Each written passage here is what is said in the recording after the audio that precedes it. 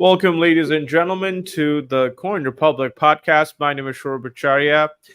Tokenization is not that complicated, and as we have understood it, unfolded it one by one during tens and hundreds of founder interviews. We talked about NFT collections. We talked about digital collectibles. We oftentimes missed one thing in particular: Hollywood. Hollywood is digital collectibles all the way. There's so many intellectual properties out there, and you as a fan, you ought to connect better to these experiences through Web3. And today, I have an interesting organization who does the same thing. They connect fans with a better experience through tokenization. But I'm probably not the qualified person to tell you all about it. I have the perfect person to do that uh, for us today. So it is my honor to introduce you guys to the screen, Mr. Hiram. I can't pronounce your last name. How do you pronounce your Vasquez. last name? Vasquez. Okay. Okay. Apologies, but welcome to the show. So Oh, good. do Thank tell you for me. having me.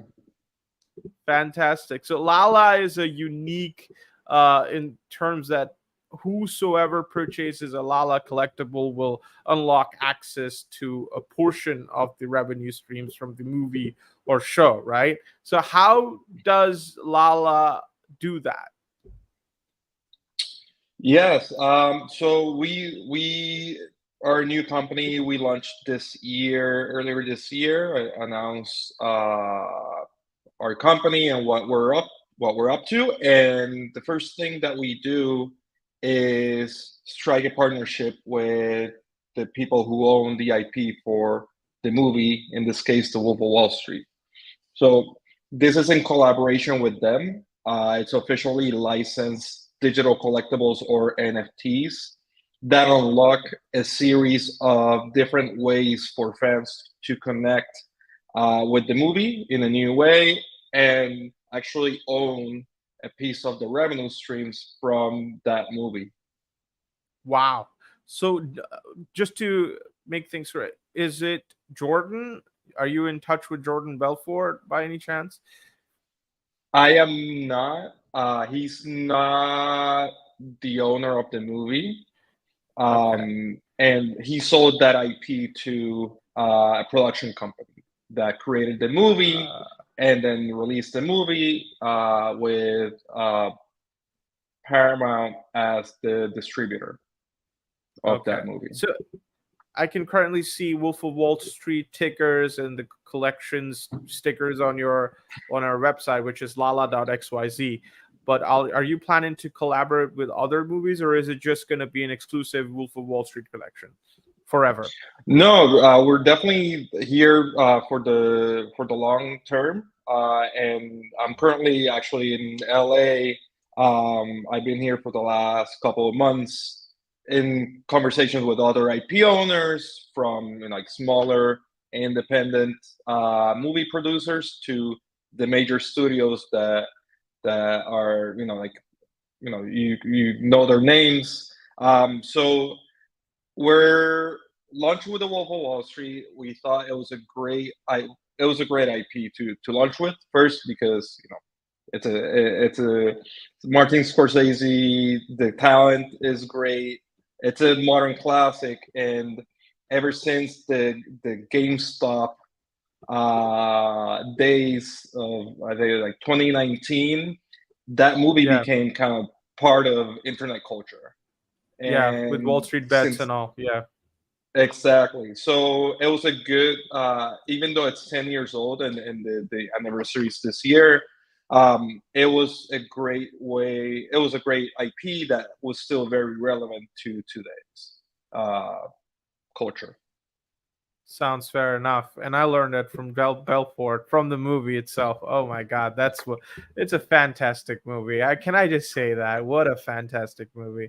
Okay, so let's get to the benefits of your collection though. So what are the major benefits can one get out of it? Because I mean, I see it some sort of like a tokenized sticker, like what you get stickers, right? So I have Wall Street Bet stickers on my pad and all that. So how do you differ from these physical intellectual game? Is it just like a sticker but NFTs? So we the specific perks for the Wolf of Wall Street starts with the artwork. We partner with an amazing up and coming artist from Peru. He actually won last week or the week before.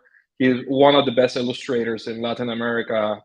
He won an award that very recently. So he's very legit. If we have the artwork on our website, but we wanted to explore Jordan Belfort's the beginning of his rise to become the Wolf of Wall Street, kind of like his origin story, and explore the themes and the influences that took him from being a young kid arriving to Wall Street in a public bus to becoming the character that is the wolf. So artwork is amazing. We actually, one of the perks of the collecting the digital collectible is receiving a physical copy or print of the artwork. And then we have three different tiers of this collection with three different artworks and benefits from three that differ from the three different tiers.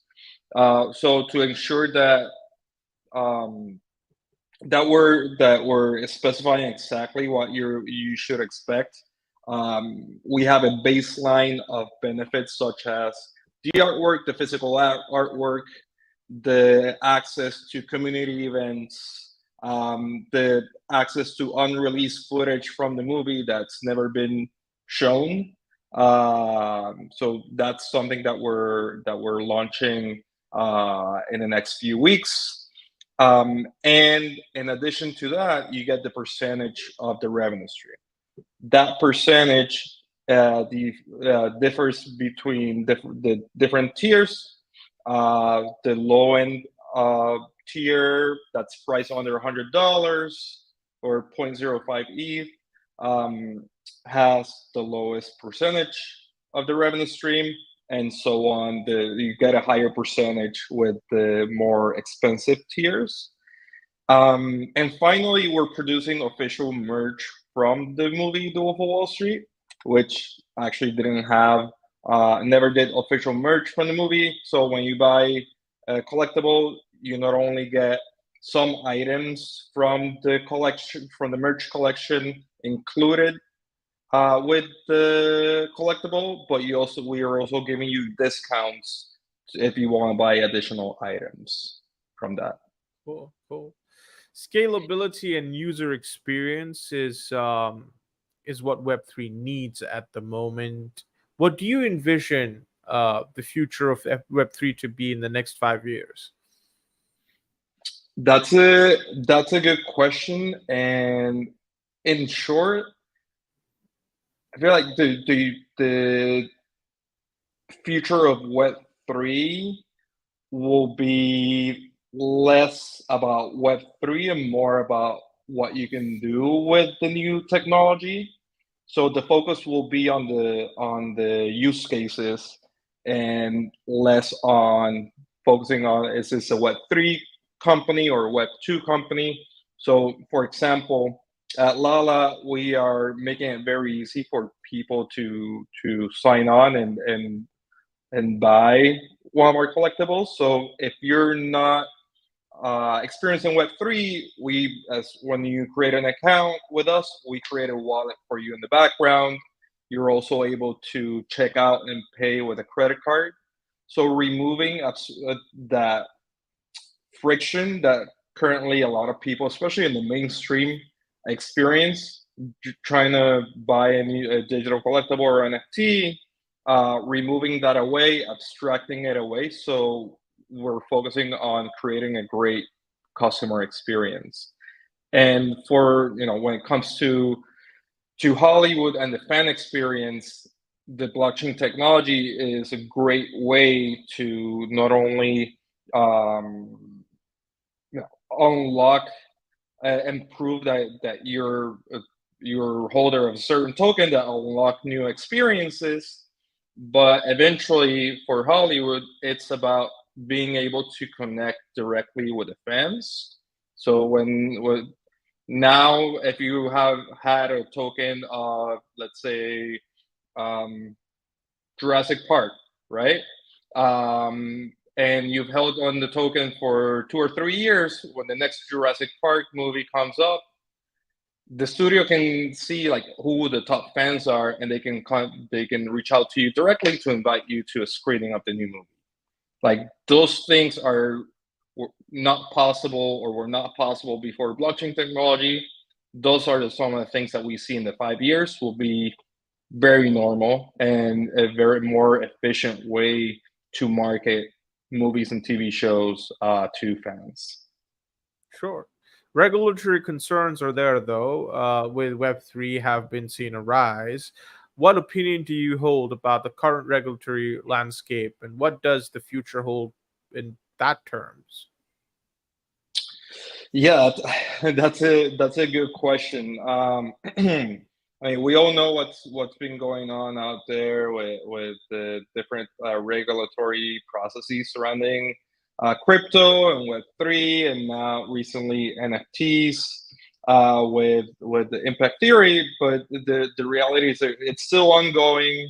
You know, we're gonna continue to kind of like monitor how things are and the situation, and our job our just our strategy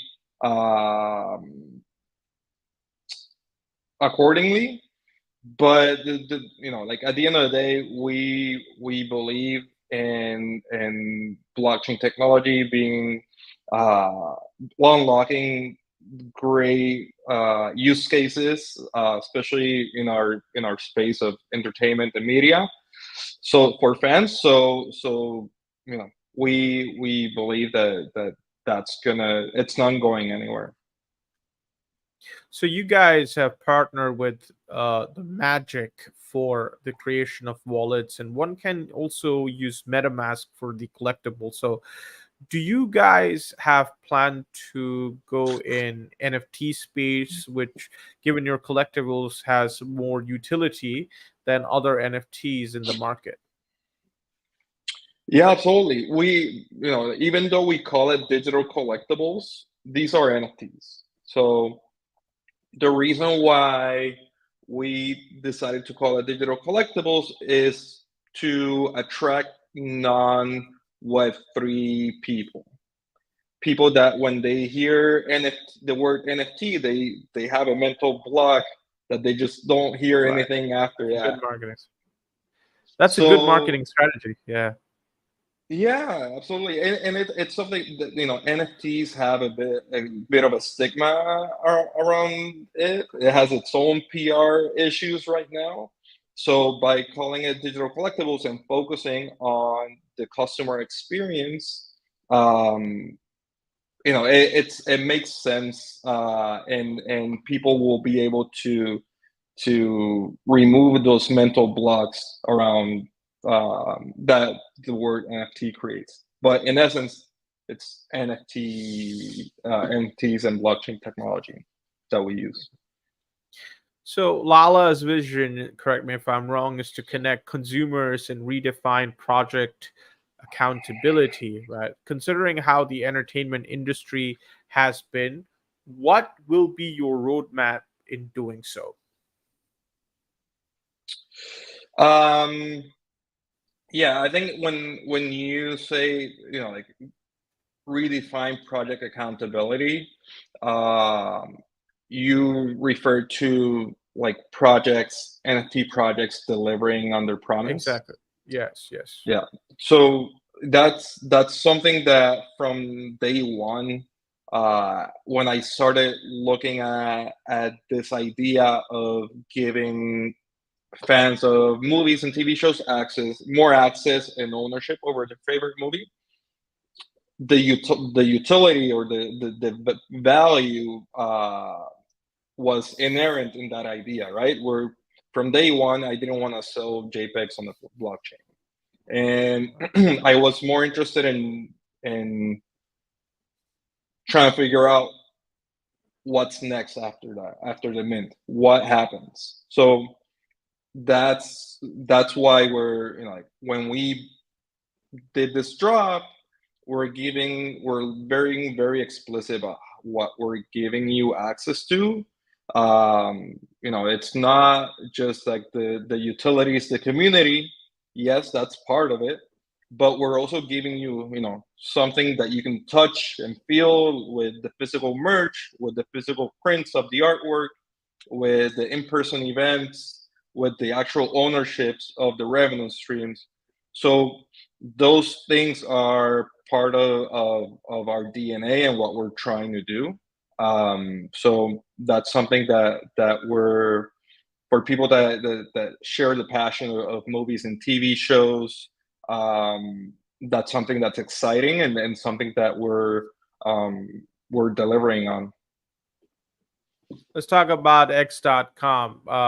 Friend.tech has recently been launched, which gives ownership of X.com accounts. Considering how big YouTube celebrity like Mr. Beast is, will you guys also move towards the similar aspect on YouTube?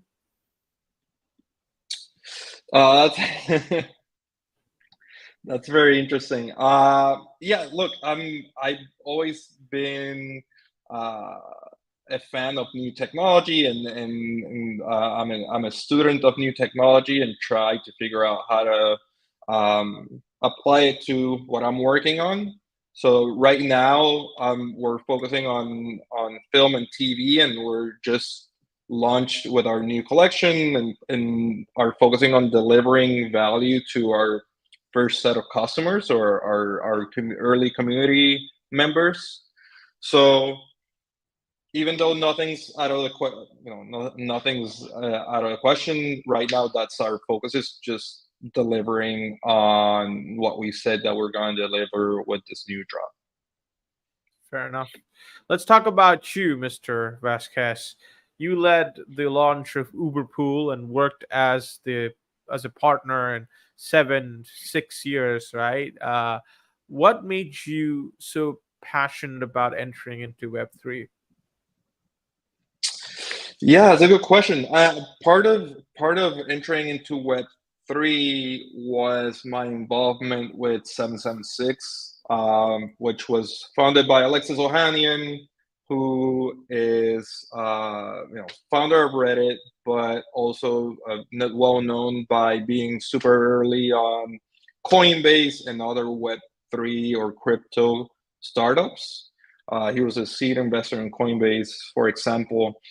So working there, I learned so much about the space. I also, like, on my free time, I was reading white papers on the different protocols, and I love being just like on the bleeding edge of tech and learning about that. So that was when I really started getting into NFTs and Web3 and the potential, and what we could apply this technology to. It was an instant click for me to want to be working in the space and building in the space, building forward thinking products that involve give people access and give people ownership, which is kind of like one of the biggest value props from blockchain technology versus Web2 technology, where, like, platforms like social media platforms that everyone's on, you actually don't own your data, you don't own anything that you post on there. So yeah, that's a big part of it, like the access part. And that's been kind of like a common theme in my career, throughout my career, with uh, Lala. It's giving fans of movies and TV shows ownership over their favorite movies and TV shows, and give them create a deeper connection. With 776, one of their missions is to give underrepresented founders access to venture capital funding. So that's my part of my job was to help the firm with that mission, and also helping these underrepresented founders build their product. And a lot of the investments that we're doing was pre-launch companies, so helping them with their product to be able to launch their company. And with Uber Pool, it was giving access to people with limited resources to be able to ride on Uber, where like a lot of the places that we launched didn't have great public transportation options. Fair So enough. that's been kind of like the common theme. And for me personally, with Lala, the inspiration came from my childhood days. I was born and raised in Puerto Rico. I actually learned to speak English by repeating the movies or TV shows that I was watching.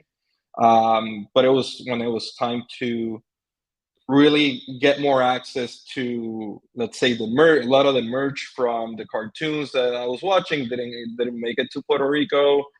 So would look at the ads, would look at the cereal boxes and the giveaways, or the sweepstakes that were these studios were promoting, um, targeting children, and the terms and conditions always excluded Puerto Rico. So that idea of access to these stories and this IP has always been kind of like in my head, trying to figure out how to unlock that for fans. And with blockchain technology, it was a perfect opportunity for that. Fantastic. Yeah, that's a good origin story. That's a Wolf of Wall Street of your own, right? Thank So, you. what you guys are doing is fantastic. Let me just say that. It's an interesting concept. Your marketing is to the point. You guys are doing a great job in terms of adoption. But what if Netflix and Amazon Prime gets up tomorrow and says, we're going to start working on the same concept? Will it be fruitful for the community, or, to have these centralized names take control of Web3? Oh, that's a good question. Look, the studios, I've been in conversation with them. They're actually very open and very curious to learn how to use these tools to create the future of entertainment. At the moment, they're not, as far as I know, and my understanding of the space, they're not trying to change Yeah, they think their it's too business risky. around. Yeah, it's too risky for them right now. It's makes more sense for them to partner with startups like Lala to explore the space, Ooh, um, and then eventually maybe they build their own. But they always, I mean, most of the traditional studios uh, always like have stayed with their core business and then partner with others to explore new revenue streams, which is what I think they would do going forward. That's not to say that you know they they won't try to build something on their own, but yeah, just speaking of their track record, that's kind of like how they operate. fair enough. Again, as I say, your marketing is to the point. You make it simpler for the people who are uninitiated. Here's a food for thought. So you called NFTs digital collectibles, although you are technically an NFT collection. How would you market an airdrop? How would you market that for the uninitiated?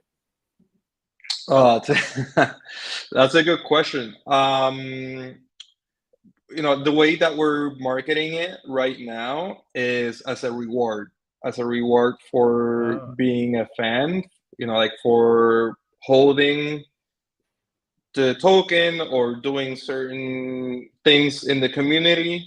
You will get rewarded with these special, new collectible, or a new piece of merch, or like a ticket to an event. So just giving them similar to what Starbucks does with their point system or their stars, and then based on how many points you get some reward.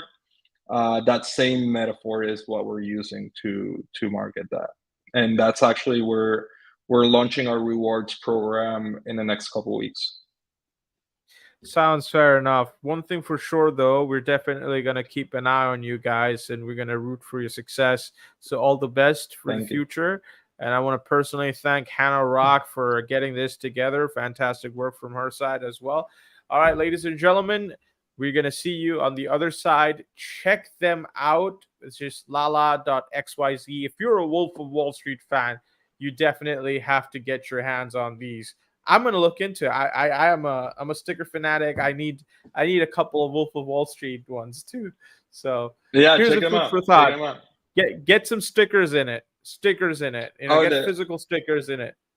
merch store, when the merch store opens at the end of this month, we have a sticker pack Ooh, from the yeah, that's so movie. cool. So That's so cool. That's so cool. All right, ladies and gentlemen, get your hands on these beauties. I'm gonna see you on the other side. thank you for having me.